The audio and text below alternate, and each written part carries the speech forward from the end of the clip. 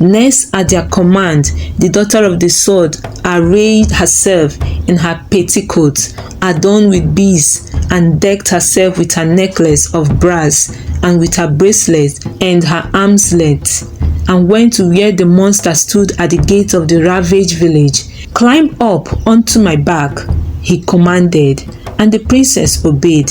Now the little sister, whose feet were rooted to the ground on the river bank, felt her sister's departure, and at that moment her feet were loosened, and she ran to her mother, who was busy in the harvest field, crying, "My sister, the daughter of the sword, has gone."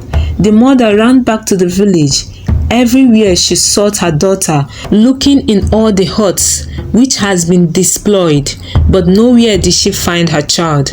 Her tears fell like rain, and she hastened back to the fields, saying to the harvesters, "My child has been carried away by the monster, who was plundered of his cattle." Then the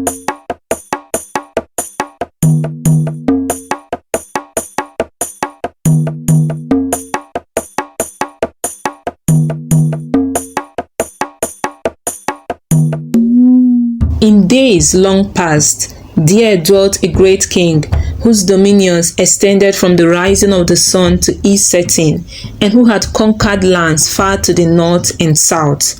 Now, on the day on which the mightiest of his foes was overthrown, a daughter was born to him, and because her birth came in the hour of victory, while the spears of his warriors hurtled through the air, and the vanquished lay upon the ground like mown grass, he named her the daughter of the sword. And this daughter was dearer to him than any of his older children. He loved her above them all, for her beauty and for her haughty spirit. So proud was he of this child that he vowed that when she became a full-grown maiden, her coming of age should be celebrated by the slaying of many cattle brought from the east and the west, from the north and the south, which should be driven into her presence at the point of the sword.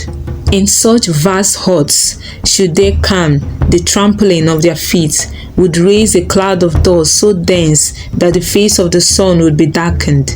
And the daughter of the sword looked forward to the day when such honor should be done to her.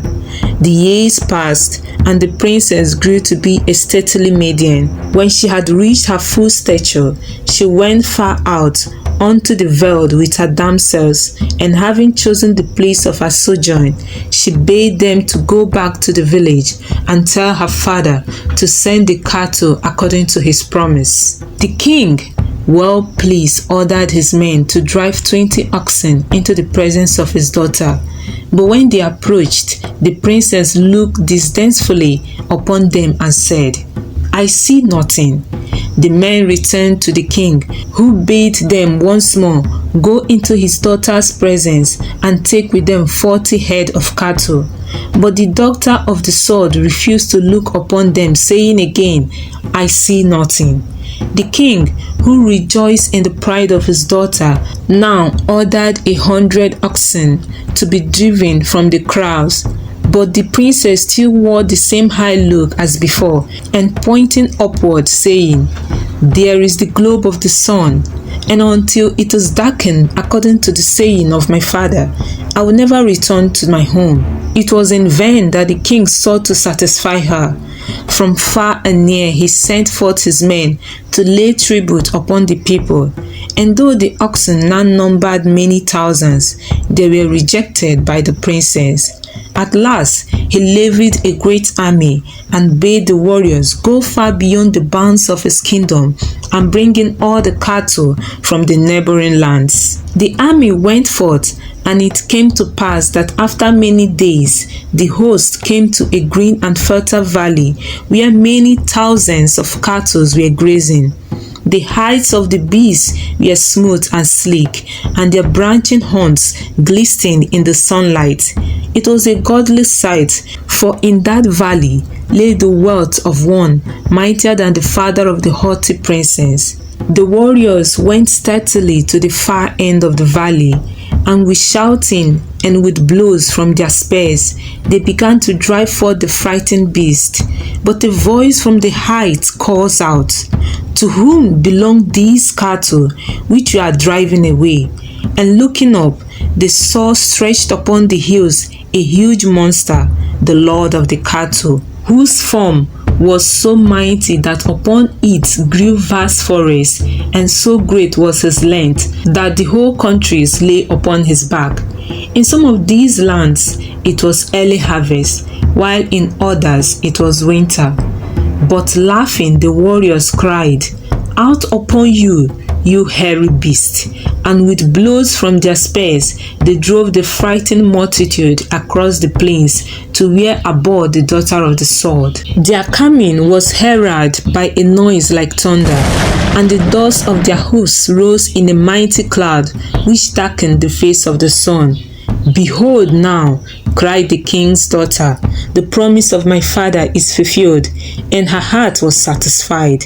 In honor of the princess, multitudes of cattle were slain, and when the warriors had eaten to their full, there was still food for the vultures and the crows, which came flocking to devour the remainder of the carcass. In their exultation, the warriors said nothing to the king about the monster which lay upon the hills, nor did they tell him that he had challenged them for carrying away his cattle. The feastings and rejoicing was over. The daughter of the sword remained in the hut with her mother and little sister. It was now the time of harvest, and one day, when all the people of the village had gone forth to work on the land, she and her sister were left alone. And while they lay resting in the heat of noon, the ground beneath their feet was shaking as if it was an earthquake, and there was a rumbling like a thunder. But fear did not enter their hearts, for in their veins ran the blood of prince. The younger girl rose and went forth to see what had happened. And there at the entrance to the village stood the monster, the Lord of the cattle, whose feet has broken down the fence. She made haste to return to her sister, crying, "Child of the king, at the gateway there stand a mighty monster, mightier than any beast which I have seen, and he has broken down the fence which surrounds the village." As she spoke, 2 leaves blown from the tree growing on the back of the monster fluttered into the hut, and bade the younger princess go to the spring and draw water. The girl, wondering at the command from such strange messengers, took a jar and went to the stream. But when it was filled and she wanted to return to the hut, her feet were rooted to the ground and she could not withdraw them. Meanwhile, the leaves had addressed the daughter of the sword, bidding her to go to a neighboring hut and fill a jar with water. At first, the princess haughtily refused to do their command, but when they commanded her a second time, she rose and went. Although her heart was filled with anger that she, a royal princess, should be compelled to obey, she returned with a jar filled with water, and the leaves now commanded her to light a fire, grind the corn, and bake the bread. It was in vain that she protested that she, a king's daughter, knew not how to do such humble work. "Look, my hands and nails are not to get dirty," the princess said. One of the leaves raised the grindstone and showed her how to grind the corn. So with anger in her heart, the daughter of the sword ground the corn and baked the bread. And when it was ready, at the command of her new masters, she filled large baskets with food and poured thick milk into a calabash. And when all was ready, the leaves commanded her to carry the bread and the calabashes to the gate of the village where the monster was waiting. But the princess answered haughtily, "How can I carry the load of 3 men?" "We will help you," replied the leaves, and they carried the milk and bread to the monster, who opened his huge jaw and swallowed all in a twinkle of an eye. Then the leaves returned to the hut and took everything that was in it, the water vessels, the sleeping mats, the pots, etc., to the monster, who devoured all that they placed before him. Then they searched through the village, robbing the huts of all that was within them, and these things too the monster swallowed. Next, at their command, the daughter of the sword arrayed herself in her petticoat, adorned with beads, and decked herself with her necklace of brass, and with her bracelet and her arm's length, and went to where the monster stood at the gate of the ravaged village. "Climb up onto my back," he commanded, and the princess obeyed. Now the little sister, whose feet were rooted to the ground on the river bank, felt her sister's departure, and at that moment her feet were loosened, and she ran to her mother, who was busy in the harvest field, crying, "My sister, the daughter of the sword, has gone." The mother ran back to the village. Everywhere she sought her daughter, looking in all the huts which has been despoiled, but nowhere did she find her child. Her tears fell like rain, and she hastened back to the fields, saying to the harvesters, "My child has been carried away by the monster, who was plundered of his cattle." Then the men armed themselves and followed the spoor of the great beast till they came upon it, where it stood waiting for them.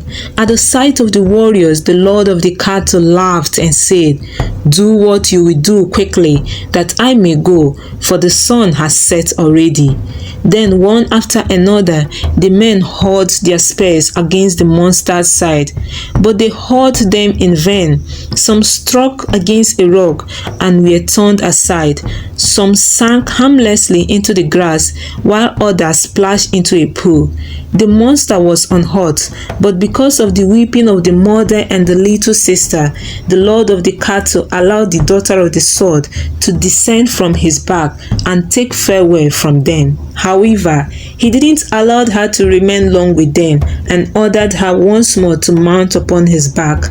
Then he began to mock the people who had followed him, and with steps that shook the earth, he crashed forward through the bush till those who followed him could go no farther due to tiredness. The lord of the cattle journeyed with the princess till he came to a cave, where he commanded her to alight.